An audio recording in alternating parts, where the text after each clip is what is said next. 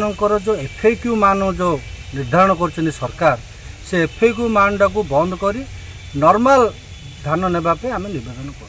द्वितीय कथा मंत्री महोदय जो कही जे आमे कोहल करी धान नबू तार 2 दिन पर गोटे बैट देले जे एफसीआई मना करुच्ची आमे नबुनु। अरे तमर डबल इंजिन सरकार तमे प्रधानमंत्री की कही एफसीआई तुम कथा शुणुनी। तुम दिल्ली रे सरकार ओडिशा रे सरकार तमे ओडिशार चाषी मान को हताश कर भोट एथि तुमको देइथिले। तमे चाषी मानकर सबु धान उठाइबे आमे बाध्य करूछु। जदि बा न उठेबे ताहले आमे राजरास्तार ओल्लबू।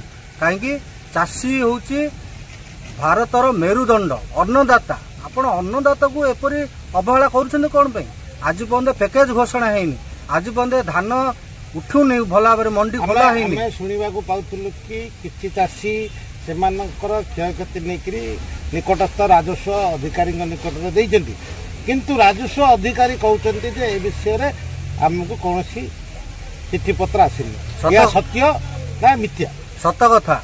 राजस्व अधिकारी को सरकार तरफ कौन लिखित प्रतिश्रुति दि जाए ना, केवल लोक मान कह जाए तमें तुम जमी जमार डॉक्यूमेंट आनी आमको हैंड ओवर कर।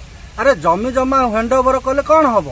तमें सैटेलाइट माध्यम रोपिंग सिस्टम टा जो होती जो धान रुआ होती तमें सैटेलाइट माध्यम तुम रेजिस्ट्रेशन कर पैक्स रे। बर्तमान से सैटेलाइट तुम गला कुआड़े? से सैटेलाइट रे तुम कौन जना पड़ुनी जो तुम हार्वेस्टिंग टा होची ना नहीं क्षयक्षति आकलन सैटेलाइट रे करि पारन?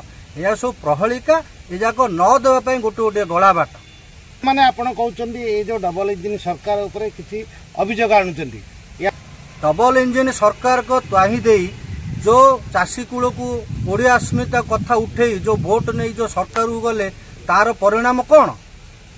कहीं परिणाम वर्तमान आमर सेंट्रल मिनिस्टर श्रीजुक्त धर्मेंद्र प्रधान बाबू ये फुलवाणी गंजाम गजपति बुली बुली गले, किंतु चाषी पे तो पदुटे कहले कुआड़े गले ओडिया अस्मिता चाषी मैंने गले कुआड़े? चाषी कौन भोट दे ना, किंतु धानर कौन परीक्षा नहीं।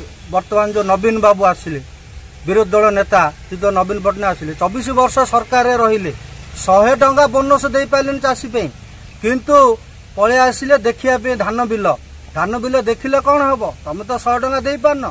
जदि पारुच सरकार पाखे दाबी करी तमें सबू चाषी खास करी तम निर्वाचन मंडली की जो आसीच तम निर्वाचन मंडल सबू चाषी धान बिना एफएक्यू मान सबू धान उठाइबा सरकार कर 13 क्विंटाल एकर के देवाई धान जनकर सीना 13 क्विंटाल दे पार एकर के जार 20 एकर अच्छी।